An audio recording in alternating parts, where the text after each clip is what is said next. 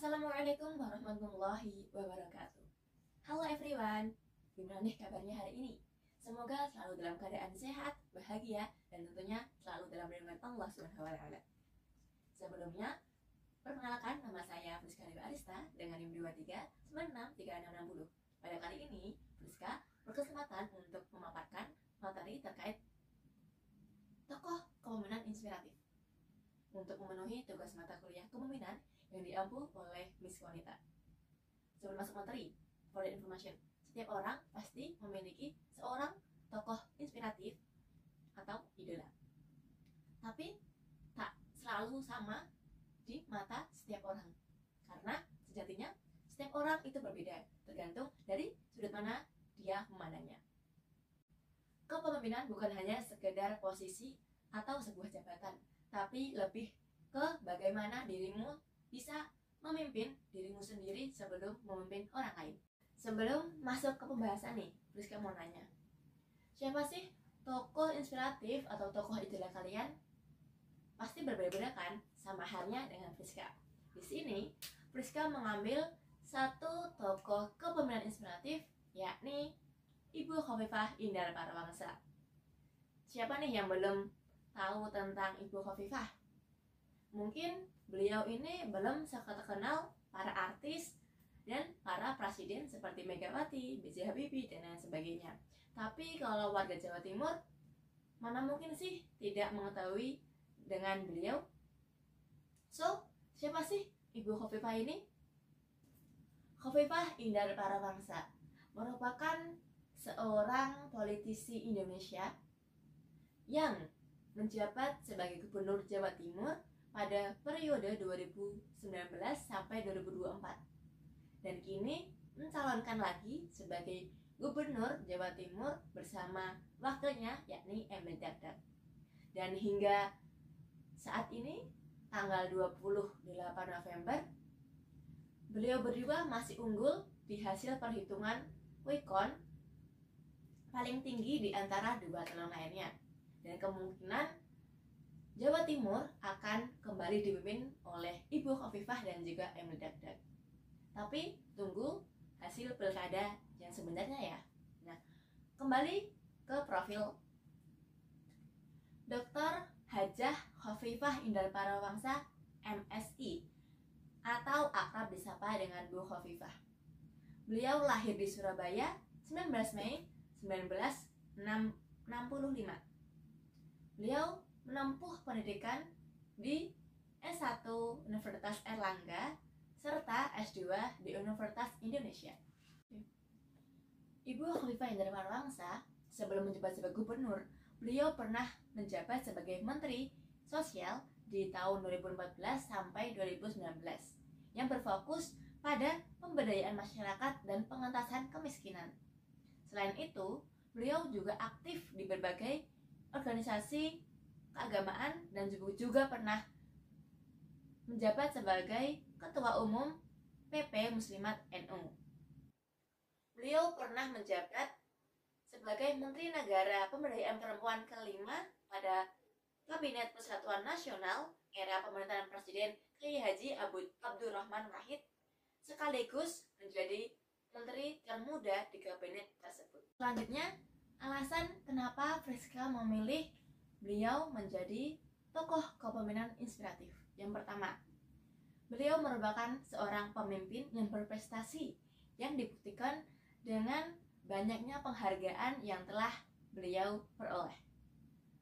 Yang kedua, beliau merupakan contoh bagi perempuan, menunjukkan bahwa wanita dapat memimpin dan bersaing di tingkat tinggi.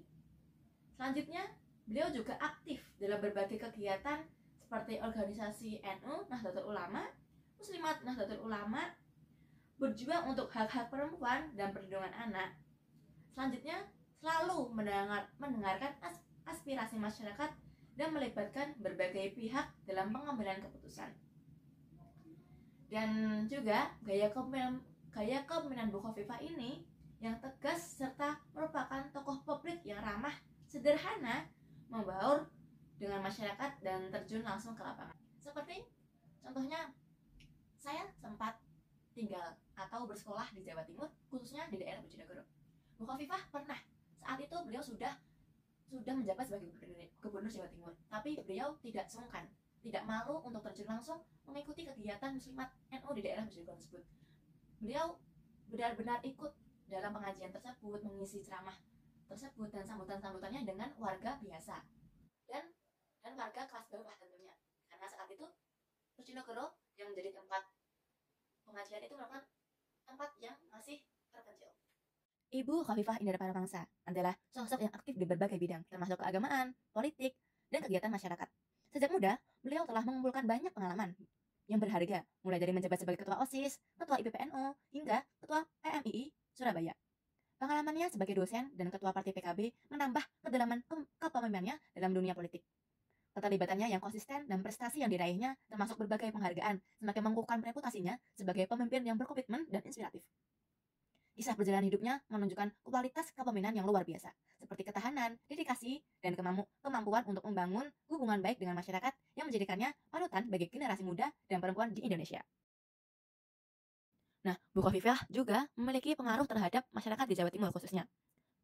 Pengaruh kepemimpinan Bu Khofifah terhadap masyarakat sangat positif. Ia mendorong pemberdayaan perempuan melalui program pelatihan dan dukungan ekonomi, membantu banyak wanita untuk mandiri. Bu Khofifah juga meningkatkan kualitas pendidikan di Jawa Timur, memastikan anak-anak mendapatkan akses yang lebih baik. Dalam bidang kesehatan, ia memimpin kampanye vaksinasi selama pandemi COVID-19 kemarin, menjaga keselamatan masyarakat. Selain itu, dukungannya terhadap UMKM membantu menciptakan lapangan kerja dan meningkatkan perekonomian lokal secara keseluruhan. Kepemimpinan Bu Khofifah telah membawa banyak perubahan yang bermanfaat bagi masyarakat. Permasalahan kemiskinan yang ada di Jawa Timur menurun secara ekstrim pada tahun 2020, mencapai 4,4%, dan pada tahun 2023 telah turun menjadi 0,82%, sehingga Jawa Timur memperoleh penghargaan insentif Ompasiana dalam platform blog. Perbaikan kualitas hidup masyarakat dengan tingkatnya pendapatan yang diperoleh, meningkatkan efisiensi dan efektivitas di berbagai sektor, serta meningkatkan akses pendidikan, kesehatan, dan ekonomi yang lebih luas dan inklusif di Jawa Timur. Saat beliau menjabat sebagai Gubernur Jawa Timur, beliau memiliki banyak sekali program, diantaranya program untuk meningkatkan indeks kesehatan masyarakat atau IKM, menurunkan angka kematian ibu atau AKI, dan angka kematian bayi atau AKB, serta adanya dukungan untuk pertumbuhan dan penguatan koperasi dan usaha mikro kecil menengah atau KUMKM.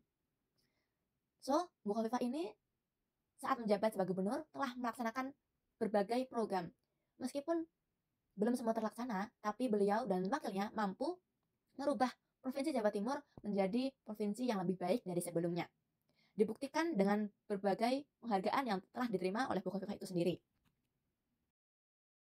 Pada PPT ini dibuktikan bahwa Bu Khofifah mendapatkan penghargaan seperti mendapatkan Satya Lancana Karya Bakti Praja Nugraha dari Presiden Republik Indonesia, dan juga beliau menerima penghargaan sebagai perempuan inspiratif Indonesia dari Dewan Pimpinan Pusat Ikatan Mahasiswa Muhammadiyah.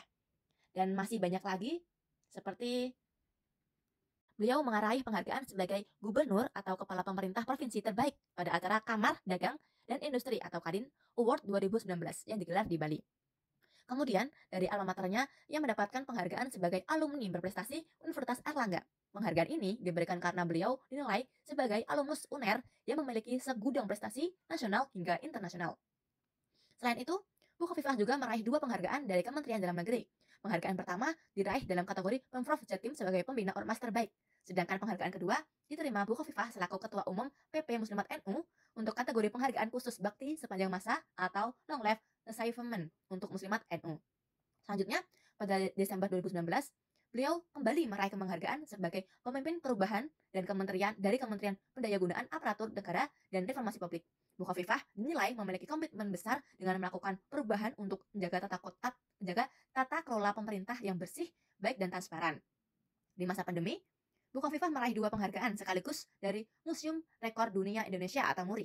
2 penghargaan itu diberikan untuk Nuzulul Quran 1441 Hijriah secara daring pertama di dunia dan Khatmil Quran Kubro secara daring terbanyak di dunia. Beliau dinilai sukses menyelenggarakan acara itu di tengah situasi pandemi COVID-19. Penghargaan lainnya dia terima dari Persatuan Wartawan Indonesia Jatim, yakni PWI Special Award berkat kedekatannya dengan insan media. Bu Khofifah sendiri juga dinobatkan sebagai salah satu tokoh perempuan muslim dunia. Penghargaan diberikan di Warwick University Convocation Hall yang diikuti oleh 600-an tokoh Islam Al-Hidayah Welfare Foundation of the United Kingdom. Penganugerahan diberikan atas dasar pertimbangan bahwa Bukoviva memiliki peran besar terhadap kemaslahatan umat, memimpin provinsi kedua terbesar di Indonesia, negara yang berpenduduk muslim terbesar di dunia, dan berhasil membangun gerakan sosial melalui organisasi dan pemerintahan yang dipimpinnya. Sebuah kepemimpinan yang kuat bermula dari kesadaran diri, disiplin, serta kemauan untuk selalu menginspirasi. Mungkin itu saja yang dapat saya sampaikan terkait tokoh kepemimpinan yang inspiratif. Mungkin dengan adanya tokoh inspiratif bisa menjadikan contoh bagi kita semua agar menjadi orang yang lebih menginspirasi dan tentunya bermanfaat. Jika ingin bermimpi, maka tidurlah. Jika ingin meraih mimpi, maka bangunlah. Semoga apa yang saya sampaikan dapat bermanfaat bagi kita semua. Mohon maaf jika ada kesalahan. Akhir kata, wassalamualaikum warahmatullahi wabarakatuh. See you di video berikutnya.